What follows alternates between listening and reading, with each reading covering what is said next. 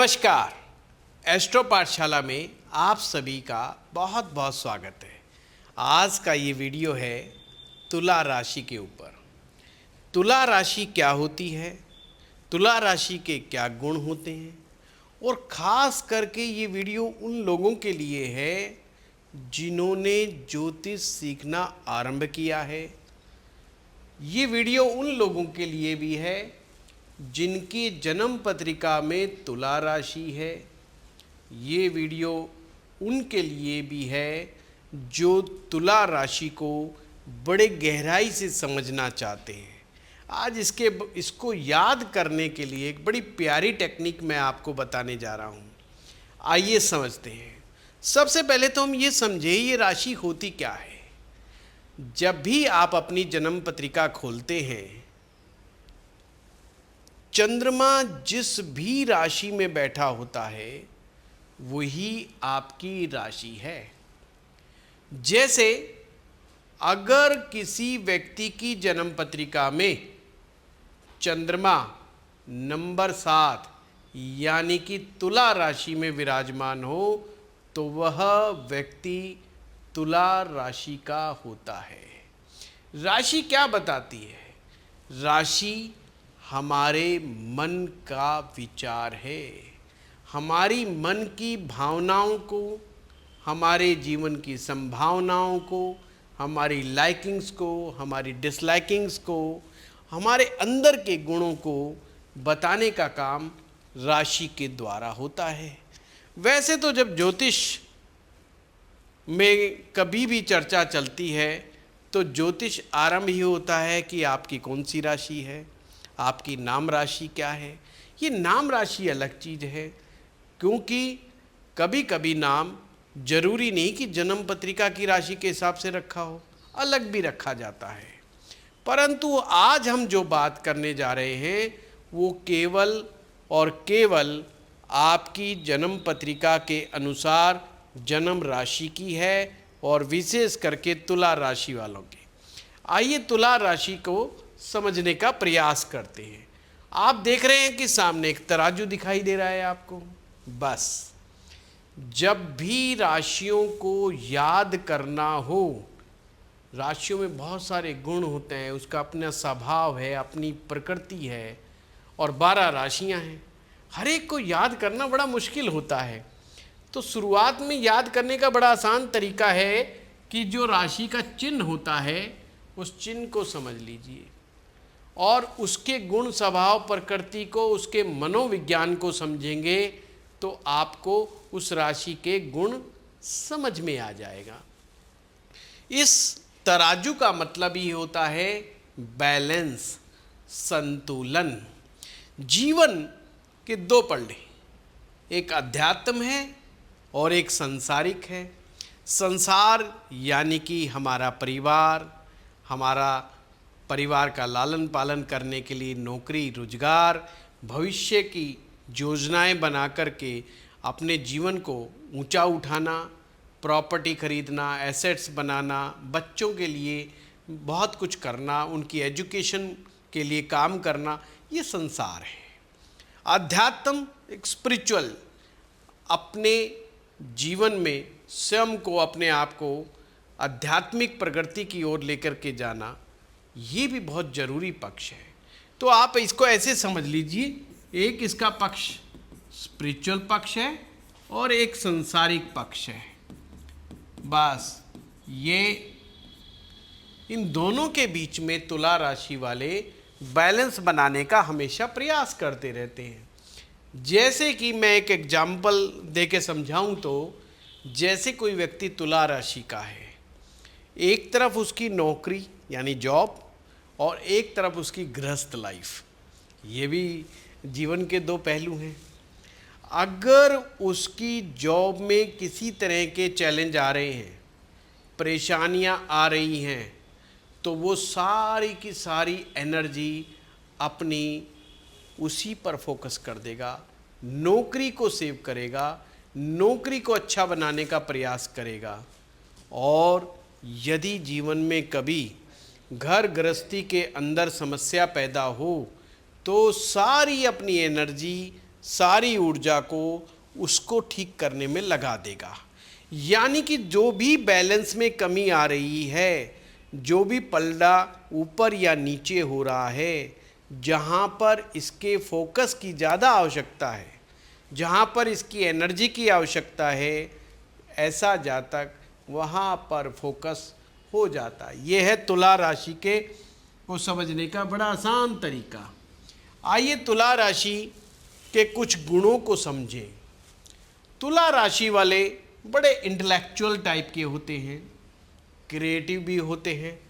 Creativity का मामले में कमाल है ये लोग, क्योंकि तुला राशि का जो स्वामी ग्रह है वो शुक्र ग्रह है। ये याद रखें, जिन लोगों की शुक्र राशि है उनके स्वामीनाथ यानी राशिनाथ जो हैं वो शुक्र हैं। शुक्र का ही गुण है creativity, artistic, strong will power. जी हाँ, तुला राशि वाले बाहर से तो बड़े शांत नज़र आते हैं, लगते नहीं है चेहरा देख करके कि ये बहुत ज़्यादा विल पावर वाले व्यक्ति हैं, बट होते अंदर से स्ट्रॉन्ग विल पावर के हैं। एम्बिशियस होते हैं, पर अपनी एम्बिशंस को लोगों के सामने ज़्यादा प्रकट नहीं करते, शांत बने रहते हैं। पर जिन लोगों के साथ इनकी विशेष मित्रता होती है वहाँ पर ये कभी कभी अपनी कुछ एम्बिशंस को प्रकट कर देते हैं, पर ख़ास लोगों के सामने। आर्किटेक्ट की क्वालिटी, डिज़ाइनर बहुत अच्छे होते हैं, थिंकर होते हैं। किसी बात की गहराई तक पहुंचना, किसी बाल की खाल को निकालना, ये मास्टर है साला इस बात के। तो किसी भी चीज़ का विश्लेषण करना, किसी भी स्थिति का विश्लेषण करना, सिचुएशन का विश्लेषण करना, ये खूबी इनमें खूब होती है। हाई सेंस ऑफ एस्थेटिक्स बहुत कमाल की होती है इनकी। Ability to see all sides fairly, जीवन के हर पक्ष को बड़ी ईमानदारी से और निष्पक्षता से देखते हैं। अच्छा, ये भी इनकी खासियत है, निष्पक्ष रहना, अपने प्रति ईमानदार रहना। कहने का मतलब, अगर ये फील करते हैं कि ये हमारी कमज़ोर पॉइंट है हमारा लाइफ का, हमारी लाइफ की ये वीकनेस है, उसको वह बहुत सहजता से स्वीकार कर लेते हैं ये कि हाँ भाई ये मेरी वीक पॉइंट है, और उसको इम्प्रूव करने में लग जाते हैं। ये क्वालिटी बहुत अच्छी होती है किसी भी व्यक्ति में। अगर ये क्वालिटी है, अपनी कमियों को समझे, अपनी कमियों को स्वीकार करे, और थर्ड स्टेप अपनी कमियों को इम्प्रूव करने में अपनी ऊर्जा को लगा दे, ऐसे व्यक्ति जरूर जीवन में सफल होते हैं। सेंसिबल बहुत होते हैं, सेंसिटिव बहुत होते हैं, चीज़ों को बहुत अच्छे से समझ जाते हैं। किसी की मानसिक परेशानी को, शारीरिक परेशानी को, मतलब बहुत बातचीत करते करते समझ जाते हैं कि मामला क्या है। लॉयल हैं, फेयर हैं, ये इनका बड़ा अच्छा गुण है, ये इनका पॉजिटिव पॉइंट है। फॉरगिविंग, ये भी बड़ा अच्छा गुण है। कुछ लोग माफ़ नहीं कर पाते, किसी ने उनके साथ कुछ गड़बड़ कर दी है, लाइफ लॉन्ग उस नेगेटिव मेमोरी के साथ जीते रहते हैं। परंतु तुला राशि वाले इस मामले में कमाल के होते हैं, क्योंकि इनको भूलना, आगे संबंधों को ठीक करने के लिए इनको लगता है अच्छी बात है, इसलिए माफ़ कर देते हैं ये। इसका मतलब ये नहीं कि इनकी मेमोरी कमज़ोर होती है, मेमोरी इनकी बहुत खास होती है, विशेष मेमोरी होती है। कहने का मतलब भूलते कुछ भी नहीं, पर माफ़ कर देते हैं ताकि हम कहीं स्टक ना हो जाए, अटक ना जाएं किसी विशेष परिस्थिति में। जीवन में सदा चलते रहना, ये इनके प्रवृत्ति है। क्यों है ये प्रवृत्ति? इन सब पॉइंटों को समझना जरूरी है, क्योंकि ये चर राशि है। तुला राशि जो होती है चर राशि होती है। 1, 4, 7 और 10, ये 4 राशियां जो होती हैं ये चर राशियां होती हैं, और इनको आप, चर का मतलब चलायमान रहना, चलते रहना, एक जगह रुकना इनको बहुत ख़राब लगता है, इनके लिए ये बड़ा डिस्टर्बिंग हो जाता है, इसलिए आगे बढ़ने में ज़्यादा बिलीव करते हैं। ट्रस्टवर्दी होते हैं, बहुत ज़्यादा ट्रस्टवर्दी होते हैं, जिनके साथ इनके संबंध अच्छे बन जाते हैं। ये बस ट्रस्ट बनने में थोड़ा देर ज़रूर लगाते हैं। बीरबल की खिचड़ी की तरह इनकी दोस्ती होती है, धीरे धीरे इनकी दोस्ती पकती है, पर जब पक जाती है तो बड़ी ट्रस्टवर्दी हो जाते हैं। बड़े बैलेंस्ड होते हैं, शांत प्रकृति के होते हैं, माइंडफुल हैं, आर्टिस्टिक मैंने बता दिया, लविंग एंड केयरिंग, खास करके अपने परिवार के प्रति, अपने बच्चों के प्रति, अपने मित्रों के प्रति ये बड़े केयरिंग नेचर के होते हैं और उनकी बड़ी परवाह करते हैं। ये कुछ खास गुण हैं, इन खास गुणों के कारण ये लोग जीवन में विशेष हो जाते हैं। क्या गुण है? न्यायप्रियता, यस, ये बहुत कम लोगों में होता है। जस्टिस को बहुत लाइक करने वाले होते हैं। बैलेंस तो होते ही हैं, मैंने कहा हमेशा जीवन में बैलेंस बनाने का ही प्रयास ये लोग करते रहते हैं, जो कि बड़ा अच्छा गुण है इनका। सोशल होते हैं, मिलनसार, जब भी तुला राशि का व्यक्ति किसी व्यक्ति से मिलेगा बड़े जोश के साथ मिलता है, बड़े जिसको कहते हैं एक एनर्जी के साथ मिलता है। वो कभी भी इस तरह से बिहेव नहीं करता कि जैसे अरे यार कोई बड़ा हल्के से ढीले से नहीं, बड़ा जोश के साथ मिलते हैं। सोशल बड़े अच्छे होते हैं, डिप्लोमेटिक होते हैं, कूटनीतिज्ञ हैं। आप समझते हैं डिप्लोमेटिक क्या होता है? बहुत अच्छा गुण है ये जीवन में, कम से कम लड़ाई झगड़ों से तो बचा ही देता है। विचारशील, थॉटफुल, सौंदर्य प्रेमी होते हैं, लग्जरी पसंद होते हैं। फिर से मैं कहूँगा लग्जरी क्यों पसंद होती है? बढ़िया कपड़े पहनना, सजना संवरना, बन ठन करके रहना। ये राशि का जो स्वामी है वो शुक्र ग्रह है। ये शुक्र ग्रह का गुण भी इनके अंदर काफ़ी हद तक होता है, इसलिए ये सब चीज़ें इनके जीवन में आ जाती हैं। अब मैं आपको खास पॉइंट पे जिक्र पे लाना चाहता हूँ, आखिर ये सब गुण किसी राशि में आता कहाँ से है? इसको बड़े ध्यान से समझना पड़ेगा। एक राशि में 3 नक्षत्र होते हैं, एक नक्षत्र में 4 चरण होते हैं। जिन लोगों को ये नक्षत्र के चरण नहीं समझ में आ रहे, वो हमारा कोई भी वीडियो नक्षत्र से रिलेटेड देख सकता है, उसमें जा कर के उनको समझ में आ जाएगा। 2.25 नक्षत्र से एक राशि बनती है, आप ऐसा भी समझ सकते हैं। अब आपको ये समझना है कि एक राशि में 9 चरण होते हैं, एक राशि 9 चरण। ये मैंने डिटेल में भी वीडियो बनाया हुआ है और इसके डिटेलिंग को देखने के लिए आप हमारे पुराने वीडियो में भी जा सकते हैं। अब देखिए चित्रा नक्षत्र, जी हाँ, ये जो चित्रा नक्षत्र है इसका स्वामी मंगल ग्रह होता है। चित्रा नक्षत्र का 3रा चरण और 4था चरण, मैंने बताया एक नक्षत्र के 4 चरण होते हैं। पहला और दूसरा जो चरण होता है वो कन्या राशि के अंदर आ जाता है। अब ये तुला के अंदर जो 3रा और 4था चरण आता है जो कि चित्रा नक्षत्र। चित्रा नक्षत्र में का स्वामी मंगल होने के कारण इनके गुणों में काफ़ी हद तक मंगल का गुण भी आ जाता है। हर नक्षत्र के कुछ विशेष गुण, स्वभाव एवं प्रकृति होती है, उसको समझना पड़ेगा हमें। इनके जो मंगल की वजह से इनके अंदर ऊर्जा, पराक्रम, इनमें विशेष गुण देखा जाता है। साथ में चित्रा नक्षत्र के जो देवता है वो विश्वकर्मा जी हैं। जी हाँ, विश्वकर्मा जी आप सभी को पता ही है, ये शिल्पकार है, देवताओं के शिल्पकार। जितनी भी वास्तुकला है, जितनी भी शिल्प कला है, वो इन्हीं के आशीर्वाद से है। ये उसके रचयिता हैं, इसलिए लिखा है त्वष्टा भी कहा गया है। वास्तुकार, देव, दिव्य शिल्पकार,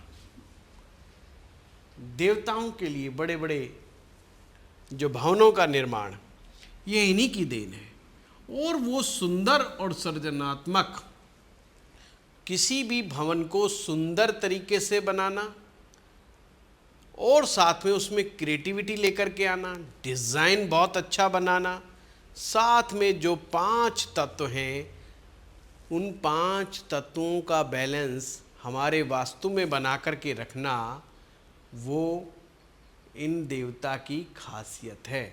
जो लोग वास्तु पढ़ते हैं, जो लोग वास्तु के विद्यार्थी हैं, वो इस चीज़ को समझते हैं। तो चित्रा नक्षत्र को ध्यान में रखना। इसका तत्व जो है वायु तत्व होता है। सौंदर्य, आकर्षण, ये भी इनका गुण है। और क्या क्या गुण आते हैं? फैशन, फैशन की तरफ विशेष रुझान होता है। यानी कि जो भी लोग चित्रा नक्षत्र में पैदा होते हैं, अब उनके लिए तुला राशि तो है, पर जो जिनका जन्म चित्रा नक्षत्र में हुआ है उनके क्या गुण हैं? सौंदर्य, फैशन, आर्ट, डिज़ाइन में गहरी रुचि। यानी कि अगर कोई व्यक्ति चित्रा नक्षत्र में है, पैदा हुआ है, उसको इंटीरियर डिज़ाइनिंग का कोर्स, ज्वेलरी डिज़ाइनिंग का कोर्स, फैशन डिज़ाइनर, इन सब चीज़ों के कोर्स में पार्टिसिपेट करें तो अच्छा रहता है, या इनसे जुड़े हुए काम भी कर सकते हैं। संबंधों में संतुलन बनाए रखने की कोशिश बराबर करते रहते हैं, परंतु कभी कभी कंफ्यूज हो जाते हैं, इसलिए अनडिसाइसिव बड़ा फील करते हैं, डिसीजन ढंग से नहीं ले पाते हैं। इनको लगता है यार कोई मदद ही कर दे, इसलिए ये मदद की चाह रखते हैं कि भाई मैं फंस गया हूँ।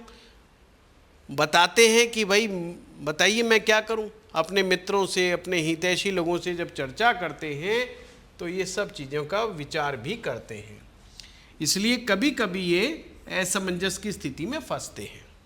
रचनात्मकता के साथ रहस्यमयता, क्रिएटिव तो होते हैं पर थोड़े सिक्रेटिव भी होते हैं। गुण क्या क्या है? तामसिक और राजसिक दोनों गुणों का समावेश है इसमें। राजसिक मतलब लग्जरी को पसंद करने वाला, ठाट बाट के साथ, ऐशो आराम के साथ रहने वाला, लग्जरी को पसंद करने वाला राजसिक होता है। तामसिक थोड़ा बहुत तमस की तरफ भी इनकी प्रवृत्ति होती है। एंजॉय करने के लिए शराब की तरफ भी चले जाते हैं, नॉन वेज, शराब, इन की तरफ भी कभी भी सहज प्रवृत्ति से चले जाते हैं। कहने का मतलब और पैसा कमाने के लिए ऊपर नीचे भी कर लेते हैं। इनकी विशेषता है सजावट करना, इंटीरियर का, कला कौशल, शांति का वातावरण बनाने में माहिर होते हैं। कमजोरी क्या क्या होती हैं? बाहरी सुंदरता पर ज़्यादा ध्यान देते हैं, कपड़े कैसे पहने हैं, जूते कैसे पहने हैं, ड्रेसअप कैसे हुआ है, इन बातों पर पूरा ध्यान देते हैं, परंतु अंदर की सुंदरता पर बहुत ज़्यादा ध्यान नहीं देते, उसे नज़रअंदाज कर देते हैं। अब चले अगले नक्षत्र पर। जी हाँ, इस नक्षत्र का नाम है स्वाति नक्षत्र। बहुत प्यारा नक्षत्र है। इस नक्षत्र के 4 चरण, इस चारों चरण तुला राशि के अंतर्गत आते हैं। इनकी क्या खासियत है? अगर आप किसी भी राशि के अंतर्गत आने वाले नक्षत्रों को समझ लें, उनके गुणों को, स्वभाव को, प्रकृति को अगर समझ लेंगे तो आप उस राशि की गहराई तक पहुंच जाएंगे। यानी कि उस व्यक्ति के मन में किस तरह के विचार उठते हैं, उसकी आंतरिक प्रकृति कैसी है, ये कुंडली देख के समझ जाएंगे। आपने देखा राशि तुला है और देखा कि यार ये व्यक्ति स्वाति नक्षत्र में पैदा हुआ है, तो कौन कौन से गुण होंगे? तो विशेष गुण क्या होंगे स्वाति नक्षत्र में पैदा होने वाले के? Independent, intelligent, kind. इनका जो देवता होता है वो राहु होता है। स्वाति नक्षत्र का जो स्वामी होते हैं वो राहु होते हैं, और देवता वायु, और इनकी जो देवी होती हैं वो माँ सरस्वती। यानी कि माँ सरस्वती की पूजा करने से इनको बड़ा लाभ प्राप्त होता है। स्ट्रॉन्ग सेल्फ कॉन्फिडेंस, कॉन्फिडेंस बहुत स्ट्रॉन्ग होता है इनका। वेरी नॉलेज सीकिंग, हाँ ये से इनके अंदर रिसर्च करने की प्रवृत्ति बहुत होती है राहु की वजह से। राहु रिसर्च का भी ग्रह है। साथ में प्लानिंग बनाना, स्ट्रैटेजी बनाना, टैक्टफुली बातचीत करना, किसी आदमी से कैसे काम करवाना है, कैसे काम लेना है, इस मामले में भी ये बड़े एक्सपर्ट होते हैं। ये एनर्जेटिक बहुत होते हैं। साथ के अंदर आपको ये समझना पड़ेगा कि ये सब बातें वही हैं जो मैंने अभी बताई हैं, research, independent work, artistic work. Health पर इनको ज़रा ध्यान देना चाहिए, रेस्पिरेटरी सिस्टम पर विशेष ध्यान दें, नहीं तो कफ संबंधी प्रॉब्लम इनको दिक्कत में डाल देती हैं। वात रोग भी इनको परेशान करते हैं। अच्छा, वात रोग क्या होते हैं, कफ प्रकृति क्या होती है, ये हमारे आयुर्वेदा एस्ट्रोलॉजी वाले वीडियोस में आपको बड़े आराम से दिखाई दे जाएगा, मिल जाएगा। अब तीसरा जो नक्षत्र है वो विशाखा नक्षत्र है।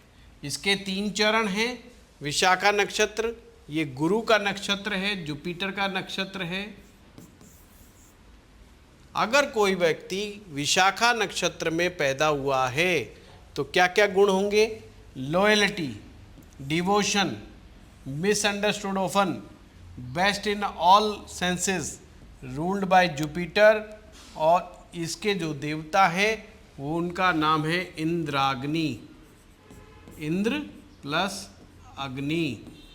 अच्छा, ये 2 संयुक्त देवता हैं, 2 देवता संयुक्त हो गए, इंद्र स्वर्ग का राजा और अग्नि जो कि हवन इत्यादि के जो देवता होते हैं उनका अग्नि है, अग्निदेव। दोनों को मिलाकर के बना इंद्राग्नि। ये अक्सर अपने गोल पर बड़े फोकस रहते हैं, इनका डिवोशन बड़ा स्ट्रांग रहता है, पॉलिटिक्स इनका अच्छा कैरियर हो सकता है, तथा राइटिंग करना, स्पीच देना, sales, marketing, management, teaching, public speaking, ये इनके अंदर के गुण होते हैं, खास करके जो विशाखा नक्षत्र में पैदा होते हैं। परंतु इनको कुछ चीज़ों पर ध्यान देना चाहिए। इनकी पाचन का मामला कई बार बड़ा गड़बड़ा जाता है, दिक्कत आ जाती है इनको। ब्लड प्रेशर का भी विशेष ध्यान इनको रखना चाहिए। अब आइए फिर से चलते हैं देवता पर। यहाँ पर लिखा है इंद्र और अग्नि, इंद्राग्नि देवताओं के राजा हैं, अग्नि यज्ञों के वाहक हैं, गुण वीरता, तेज, ऊर्जा, रक्षा। यहाँ पर कोई दिक्कत आपको महसूस होती है तो ओम इंद्राग्निभ्याम नमः मंत्र का जप करना चाहिए। अब आप में से कुछ लोग बोलेंगे कि नक्षत्र के बारे में हमें ज़्यादा नहीं पता, पर जो भी व्यक्ति तुला राशि में पैदा हुआ है उसको कुछ उपाय तो करने ही चाहिए। सबसे पहला उपाय क्या करना चाहिए? सज धज करके रहे, यानी कि साफ सुथरे कपड़े पहने। ये भी एक अपने आप में उपाय है लाल किताब का। कपड़े धारण करें। छोटे छोटे उपाय होते हैं लाल किताब में, उसमें घरेलू उपाय होते हैं। घरेलू उपाय से भी आप अपने ग्रह को ठीक कर सकते, बैलेंस कर सकते हैं। दूसरा है आपको इत्र का प्रयोग करना। इत्र का प्रयोग करना, तुला राशि वालों को इत्र का प्रयोग करना चाहिए। यहाँ पर मैं ओरिजिनल इत्र की बात कर रहा हूँ। तीसरा, माँ लक्ष्मी का आशीर्वाद जरूर लेना चाहिए। माँ लक्ष्मी जी की साधना करनी चाहिए, माँ लक्ष्मी जी की उपासना इनको करनी चाहिए। अकेले माँ लक्ष्मी जी की साधना नहीं करनी चाहिए, हमेशा गणपति जी के साथ माँ लक्ष्मी जी की उपासना की जा सकती है। चौथा, स्फटिक की माला अगर आपको माला धारण करने का शौक है तो स्फटिक माला को धारण करना चाहिए।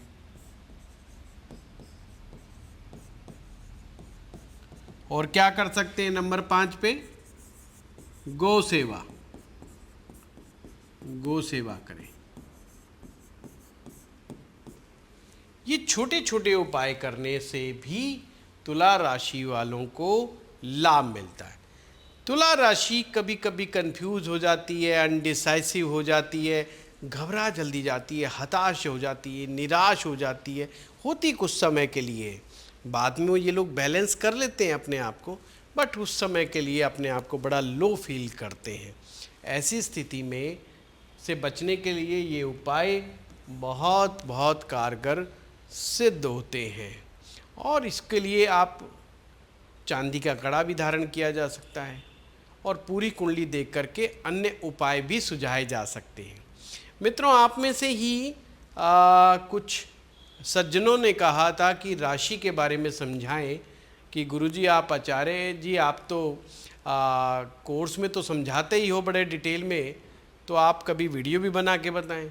जी, हम खास करके एस्ट्रो पाठशाला में राशियों को नक्षत्रों के साथ समझाते हैं और लगभग इसी तरीके से डिटेल में वार्तालाप चलती है। आपको आज का ये वीडियो कैसा लगा कमेंट बॉक्स में लिख के बताएं। अच्छा, बहुत सारे लोग लिख रहे हैं हमें और वो सोच रहे होंगे उनका वीडियो क्यों नहीं आ रहा। सबको लाइन से लिखा हुआ है, बिल्कुल जैसे ही समय मिलता है आपके लिए वीडियो बनाया जाता है। कमेंट बॉक्स में लिखना ना भूलें। नमस्कार।